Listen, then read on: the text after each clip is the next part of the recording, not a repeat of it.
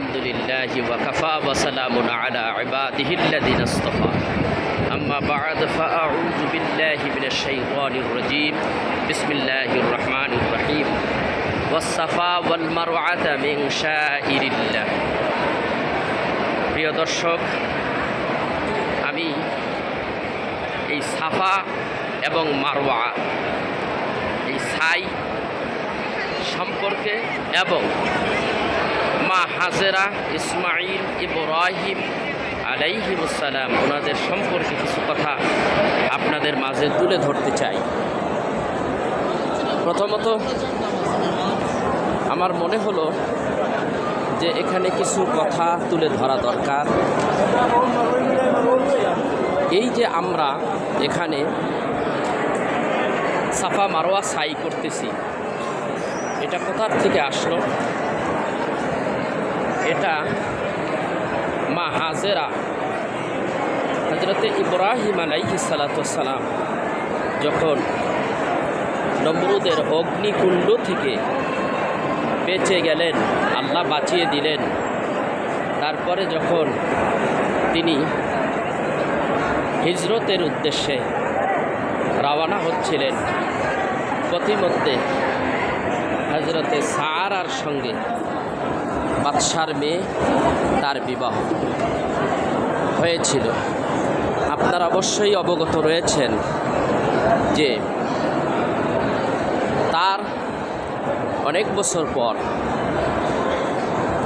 হযরতে ইব্রাহিম আলাইহিস সালাম একজন দাসী, তাকে দাসী বলাটা শানে বেয়াদবি হবে, তবু একটু বলতে হয়, তিনি ছিলেন কুটকুটে কালো। এই কালো এই মহিষী নারী এত সম্মানিত একজন নারী, যার এত সম্মান, যার এত ইজ্জত আল্লাহ বাড়িয়ে দিয়েছিলেন, সেই মা হাজেরা তাকে যখন হিজরত করতেছিলেন ইব্রাহিম আলাইহিস সালাম, তখন পথিমধ্যে মা সারা সহকারে ফেরাউন নামে, এটা কিন্তু ওই মুসা নবীর যুগের ওই ফেরাউনের কথা বলছিল, ওই দেশের একটা বাদশা ছিল যে বাদশা হতে পারত, সেই ফেরাউন নামের একটা উপাধি তার হতো। যতদূর আমার মনে হয় যে সেইখানে যখন হযরত ইব্রাহিম আলাইহিস সালাম যেতেছিলেন, ঠিক ওই সময় পথিমধ্যে ব্যারিকেড দেওয়া হয়। ইব্রাহিম আলাইহিস সালাম তার স্ত্রীকে যখন নিয়ে যাচ্ছিলেন একটা পালকির ভিতরে অনেক পর্দা করে, তখন তাকে ওই দেশের ওই নমরুদ দিয়ে ফেরাউন তাকে ধরে নিয়ে যায়। তার কাজ ছিল ওই রাস্তা দিয়ে যত সুন্দরী মেয়ে যাইত তাদের ইজ্জত হরণ করা। হযরত ইব্রাহিম আলাইহিস সালামকে বন্দি করা হলো। মা সারাকে যখন তার মনের বাসনা পুরা করার জন্যে যখন তাকে তার দিকে হাত বাড়ানো, তার কাছে যাচ্ছিল, তিনি যখন তার দিকে হাত বাড়ায় তখনই সে পঙ্গু হয়ে যায়। আবার ইব্রাহিম আলাইহিস সালামের কাছে ক্ষমা চান, ভালো হয়ে যায়, এমনভাবে তিনবার। শেষবারে তাকে ক্ষমা করে যখন দেওয়া হয়, ইব্রাহিম আলাইহিস সালাম তার স্ত্রীকে নিয়ে রওনা হচ্ছে, এমন সময় ওই ফেরাউন বলতেছিল, ওই বাদশা বলতেছিল, আপনারা যখন যাচ্ছেন তাহলে এই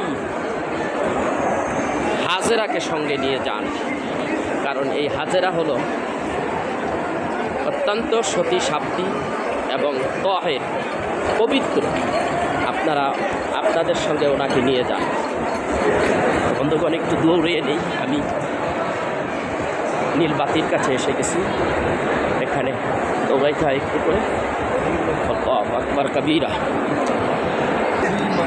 আমি উমরা সাফা অবস্থায় রয়েছি। এখন সাইতে আছি, সাফা মারওয়ার সাই। তো আমার তো প্রায় শেষের দিকে আরেকটা ঘোরা দিতে হবে। এই সুযোগে এই ফজিলতপূর্ণ কথাগুলি আপনাদের মাঝে তুলে দিই। হযরত মা হাজেরা তাকে সঙ্গে করে নিয়ে গেলেন। মা হাজেরা ধীরে ধীরে বড় হতে লাগলেন। আপনার অবশ্যই মনে আছে, ইব্রাহিম আলাইহিস সালাম একজন বাদশার মেয়ে যখন বিবাহ করেছিলেন। এটার একটা বিরাট কাহিনী আছে, অত দূর যাওয়া যাবে না। তখন ইব্রাহিম আলাইহিস সালাম তার স্ত্রী মা সারা, তার সাথে হযরতে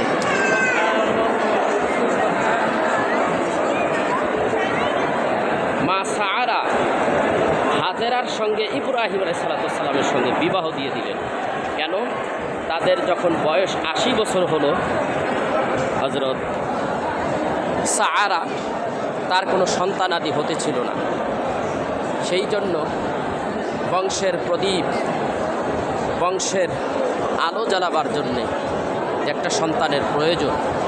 সেই জন্যে হযরতে সারা নিজে থেকে এই কালো, এই সতীসাধ্বী নারী হযরতে হাজেরার সঙ্গে ইব্রাহিমের সঙ্গে বিবাহ বন্ধন দিলেন। বিবাহ করার পরেই কিছুদিন পরে হযরতে হাজেরার ঘরে সন্তান এসে গেল, পেটে সন্তান আসলো। এরপরে হযরতে হাজেরার ঘরে যখন সন্তান এসে গেল, তার শেকম মোবারকে সন্তান এসে গেল হযরতে ইসমাঈল। ওই দিকে আবার মা সারার ঘরে পেটে বাচ্চা এসে গেল, যে বাচ্চা তিনিও ছিলেন নবী, হযরতে ইসহাক আলাইহিস সালাম, তার জন্ম হলো। এইদিকে ইসমাঈল আলাইহিস সালাম মা হাজেরার গর্ভ থেকে দুনিয়ায় তাশরিফ আনলেন। দুইজনে দুই দিক, দুইটি সন্তান হয়ে গেল। প্রিয় দর্শক, এখানে অনেক বড় লম্বা ইতিহাস। আমি যে কথাটা এখানে তুলে ধরার জন্য আজকের এই ভিডিওতে হাজির হয়েছি আপলোড দেওয়ার জন্যে, আপনারা খেয়াল করবেন যে হযরতে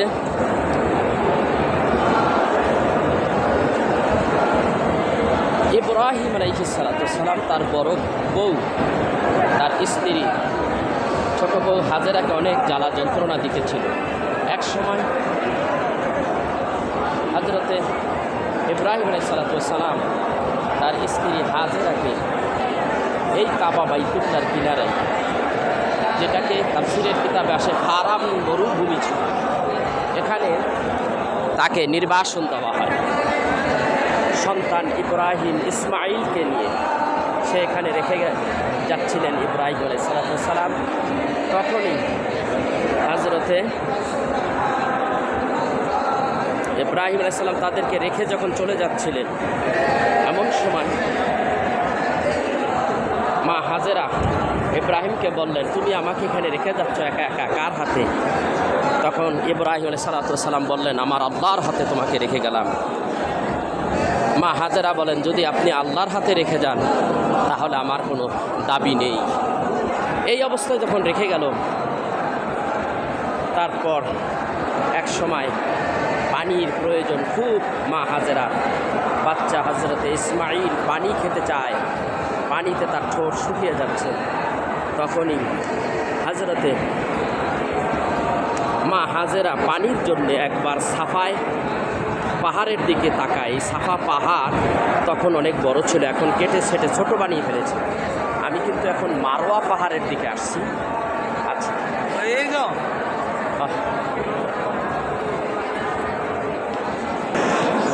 প্রিয় দর্শক, আমি কিন্তু মারওয়া পাহাড়ে এসেছি। এই মারওয়া পাহাড়ে অনেক সবসময় লোক বসে থাকে, মহিলারা। আপনারা দেখুন, আমি এখানে কিছু সময় বসি। এই যে দেখুন, কালো পাহাড় ছেটে ছোট করে ফেলেছে। এইটাকে। এখানে ওইদিকে সাফা, এইটাই হলো মারোয়া। এখানে বসে আছি, আমি একটু বসলাম। আল্লাহু আকবার কাবীরা, এখানে একটু দোয়া করি। বাকি কথাগুলো হাঁটতে হাঁটতে বলবো। এরপরে সেখানে হযরতে ইসমাঈল আলাইহিস সালাতু ওয়াস সালামের পানির এত তৃষ্ণা, কান্না শুরু করে দিল। মা হাজেরা তখন দৌড়াইয়া একবার সাফায় যায়, দেখে সাফা পাহাড় চকচক করতেছে, মনে হয় পানি ওখানে গেলেই পাওয়া যাবে। একটা দৌড় মারলেন, যে দেখতেছে সেইখানে এটা পানি নয়, এটাই হলো অতি রৌদ্রে চিলিক মার। সেই চিলিক মারতেছে, ওখান থেকে সে এই মারোয়া পাহাড়ের দিকে তাকাইলে চেয়ে দেখে আবার পানির মতো ঝিকমিক করতেছে। তো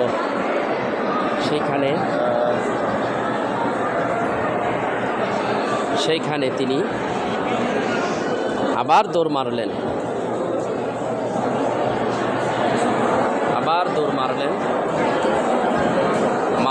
মারোয়ার থেকে সাফা, এরকম 7টা দৌড় দিলেন।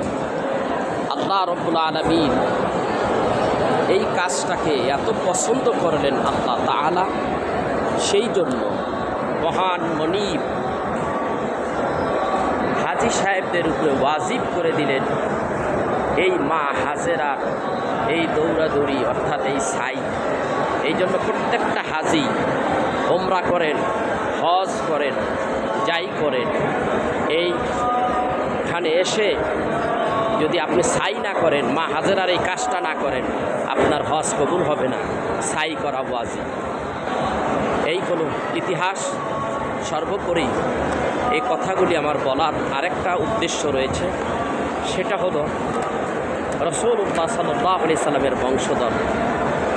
এইখানে হলো আমার কথা। এত আয়োজন, নবী পৃথিবীতে আসার আগে এত আয়োজন কেন? আয়োজনটা দেখেন, আল্লাহর কি মেহেরবান, তার মেহেরবানিটা কি দেখেন, তার আয়োজনটা কি দেখেন। এই মা হাজেরার ঘর থেকে হযরতে ইসমাঈলের জন্ম। এই ইসমাঈল মা হাজেরার আল্লাহর পথে, আল্লাহর জন্যে কত কষ্ট করতে হয়েছে দ্বীনের জন্যে। ইসমাঈল কিন্তু কম কষ্ট হয় নাই। আপনারা জানেন অবশ্যই, ইব্রাহিম আলাইহিস সালাতু ওয়াস সালামকে আল্লাহ হুকুম করলেন, তোমার ভালো জিনিসটা, তোমার প্রিয় জিনিসটা কোরবানি দাও আমার রাস্তায়। তিনি 2 বার 3 বার 100-200 করে উট দুম্বা কোরবানি দিলেন, কবুল হয় না। দ্বিতীয়বার আল্লাহ রাব্বুল আলামিন বলে দিলেন, ও আমার খলিল, আমি তোমার কাছে তোমার প্রিয় বস্তুটাই চাইছিলাম। হযরতে ইব্রাহিম আলাইহিস সালাম বুঝতে পেরেছেন যে আমার সন্তান কি আল্লাহ চেয়েছে, তাই তিনি এই সাফা মারোয়ার একটু দূরে, বেশ 3-4 কিলো দূরে হবে, সেখানে মিনায় হযরতে ইসমাঈলকে নিয়ে যান এইখান থেকে। আর মাঝখানে কিন্তু আমার আরেকটা কথা রয়ে গেছে, এই যে 7 বার সাই করা, তিনি 7 বার সাই করলেন, মাঝখানে এসে দেখতেছে হযরতে ইব্রাহিম আলাইহিস সালাতু ওয়াস সালাম বাচ্চা শিশু পাও দাপাদাপি করতেছে। ওই পায়ের আঘাতে, কচি বাচ্চার পায়ের আঘাতে আল্লাহ রাব্বুল আলামিন জমজমের এই নহর জারি করে দিলেন।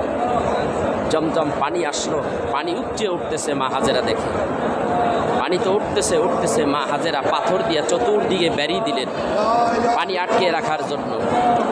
এরপরে তিনি বললেন, জমজম থাম থাম। এই থাম থাম বললেন। যদি মা হাজেরা তখন যদি থাম থাম না বলতেন, তাহলে আল্লাহ রাব্বুল আলামিন এই পানি দিয়ে সারা পৃথিবী, দুনিয়া ভরে দিতেন। মানুষ সারাদিন অন্যায় করত, পাপ করত, সন্ধ্যার দিকে যখন এই পানি দিয়ে গোসল করত, নাপাক পবিত্র হয়ে যেত। শুধু মা হাজেরা জমজম বলেছেন, থাম থাম। জমজম শব্দের অর্থ থাম থাম। সেই জন্য এই জমজমের পানি থেমে আছে। এখনও সমস্ত হাজিরা এই পানিগুলি পান করে। এই পানি যে কত লক্ষ লক্ষ টনে টনে উঠতেছে প্রতিদিন, কিন্তু জমজমের পানি কমে না। এটার অবদান আল্লাহ রাব্বুল আলামিন মা হাজেরা এবং ইসমাঈল আলাইহিস সালামের মাধ্যমে জমজম আল্লাহ তাআলা জারি রেখেছেন এই নহর। এই পানি, এত পানি আল্লাহ দিয়েছেন এখানে, আল্লাহু আকবার কবীরা। কঠিন রোগ ব্যাধি, যারা রোগ ব্যাধিতে ভুগতেছেন, সমস্যায় ভুগতেছেন, তারা এই পানিটা খাবেন। আল্লাহ তাআলা আপনাকে রোগ ব্যাধির থেকে হেফাজত করবে, আপনাকে পবিত্র করে দেবে। জানা বলা যায় না আল্লাহ তাআলা কোথায় কি রেখেছেন আমরা জানি না। এই পবিত্র মক্কা নগরে আল্লাহ তাবারক ওয়া তাআলা কত যে রহস্য এখানে রেখেছেন, কত যে মজেদা আল্লাহর হাবিবের রেখেছেন। আসুন, আমি যে কথাটা বলতেছিলাম, ইসমাঈল আলাইহিস সালাম তাকে যখন এখান থেকে, এই সাফা মারওয়ার থেকেই, পাশের থেকেই যখন তাকে তার পিতা ইব্রাহিম আলাইহিস সালাম মিনা বাজারে নিলেন, মিনাই নিয়ে তাকে কায়েদ করলেন, শোয়াবে তার আগে বলতেছে, ও সন্তান, আল্লাহ আমাকে বলেছে, ওয়ালা ইয়া বুনাইয়া ইন্নী আরা ফিল মানাম আন্নী আযবাহুকা ফানজুর মাযা তারা। হে আমার কলিজার টুকরা, আমি যেন স্বপ্নে দেখতেছি আমি তোমাকে জবেহ করতেছি। প্রিয় দর্শক, এদিকে লক্ষ্য করেন, এই যে সাফা, এই সাফা পাহাড়ের থেকেই আল্লাহর হাবিব দাওয়াতে স্টার্ট করলেন।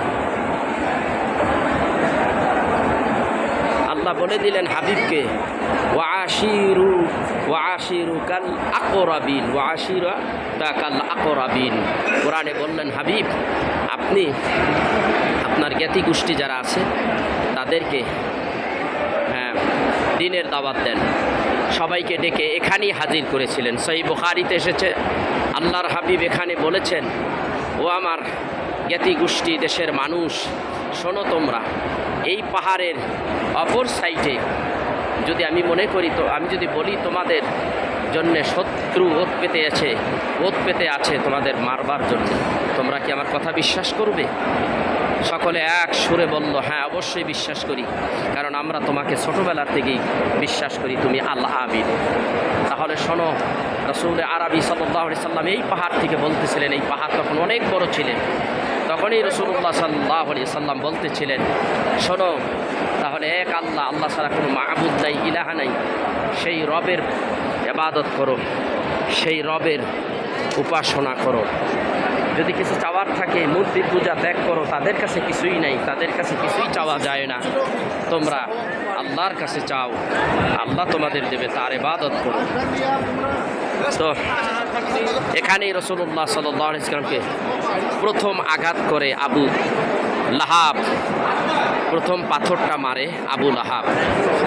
প্রিয় দর্শক, নবীজি আঘাত পেলেন, কষ্ট পেলেন। আল্লাহ বলেছেন, হাবিব আমি আপনাকে বলেছি এখানে আপনি দাওয়াত দেন আপনার আত্মীয় স্বজন, পাড়াপড়শি সবাইকে।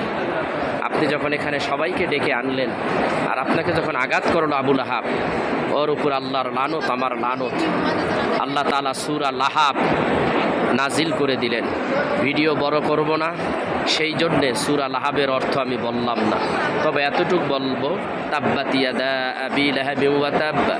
হে আবু লাহাব, তুমি ধ্বংস হও, তোমার দু হাত ধ্বংস হোক। এইভাবে আল্লাহ তাআলা এই সূরাটা নাজিল করে দেন।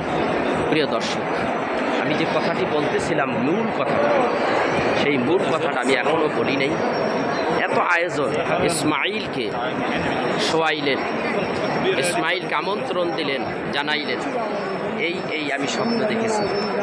আল্লাহ রব্বুল আলামিনের খলিল যখন এই কথা বললেন, তখন তিনি যে কথা বললেন, আল্লাহ কোরআনে কিন্তু সব উঠিয়ে দিয়েছেন। তখন বললেন, পৃথিবীতে কাউকে আল্লাহ চয়েস করে নাই, আমাকে যখন চয়েস করেছে তাহলে তো আমার ভাগ্য ভালো। এই দুনিয়ায় আমরা আমাদের মতো মানুষ হইলে বলতাম, তুমি কি ধরনের পিতা, 12 বছর হয়ে গেল আমার মা বাবা, আমার মায়ের খবর আমার খবর না, উনি আজকে এসেছো জবাই করতে।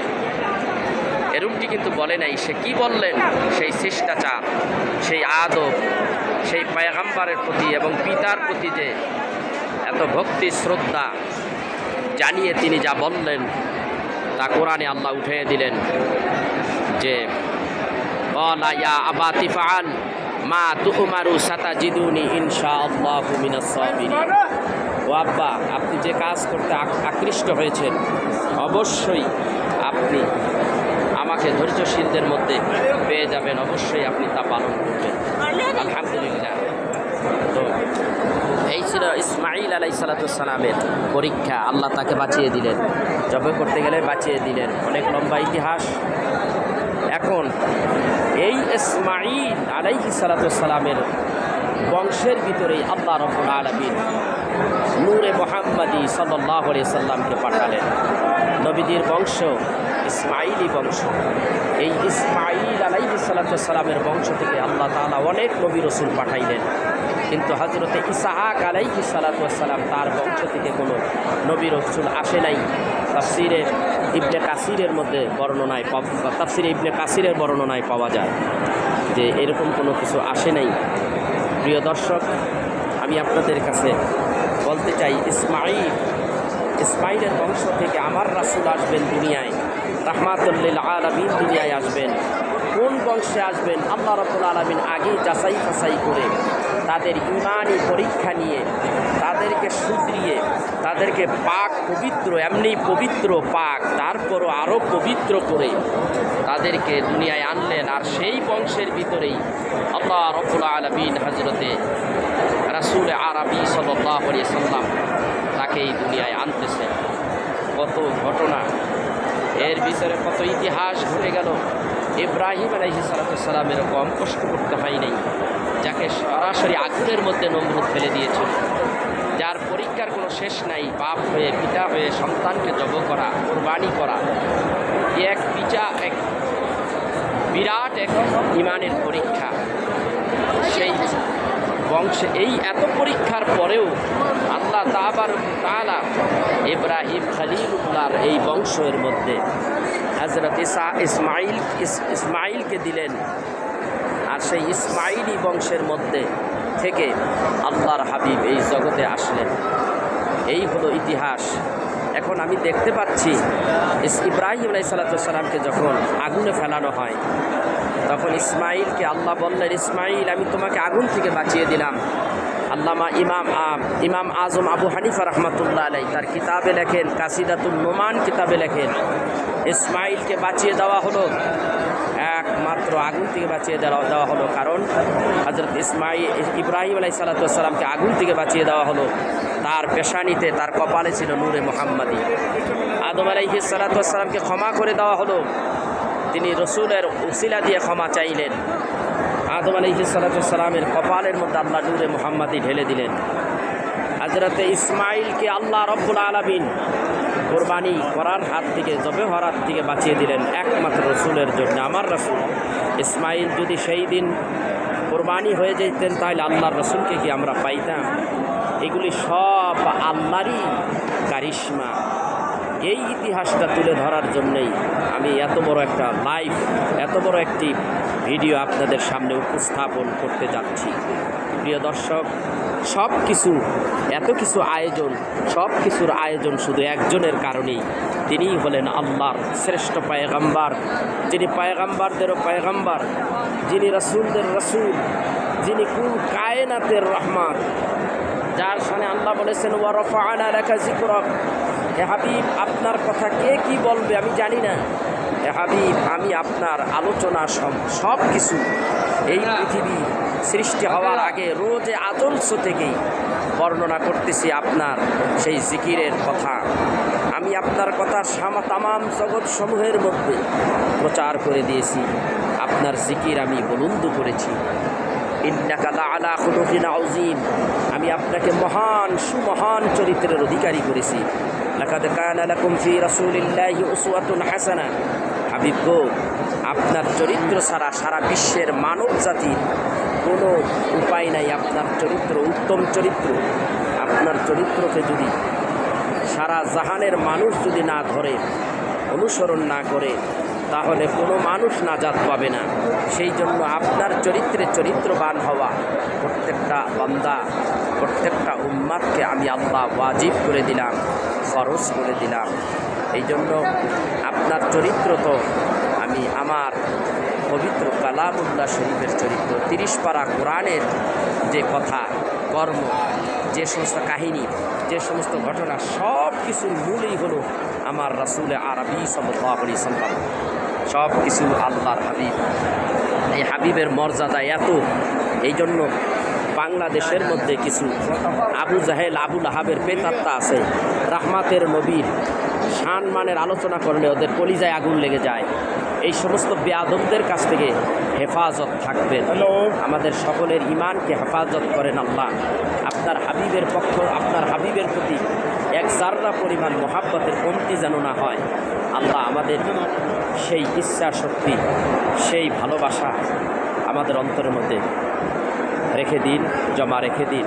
সব কিছু ভুলে যাব, হাবিব তোমাকে যেন না ভুলে যাই, এই দরখাস্ত। আজকে এই পর্যন্ত আলোচনা, সামনে আর বাড়াবো না। আরও একটা নতুন ভিডিও নিয়ে আবার দেখা হবে, কথা হবে ইনশাআল্লাহ। সেই অপেক্ষায় থাকুন। আমি মক্কা নগরের যত ঘটনা, যত কিছু হয়েছে সবটা আমার দ্বারা সম্ভব না, কিছু কিছু আমি তুলে ধরেছি। আপনারা আমার আইডি ইউটিউবে ঢুকে সুন্নি ওয়াজ মিডিয়া সার্ভিস লিখবেন, তাহলে পেয়ে যাবেন। আমার আরও কয়েকটা আইডি আছে, শিবচর সুন্নি বার্তা, এইটা লিখে আপনি ইউটিউবে সার্চ দেবেন, পেয়ে যাবেন। সুন্নি ওয়াজ ভান্ডার, এটা লিখেও সার্চ দিলে আমার আলোচনাগুলি পেয়ে যাবেন।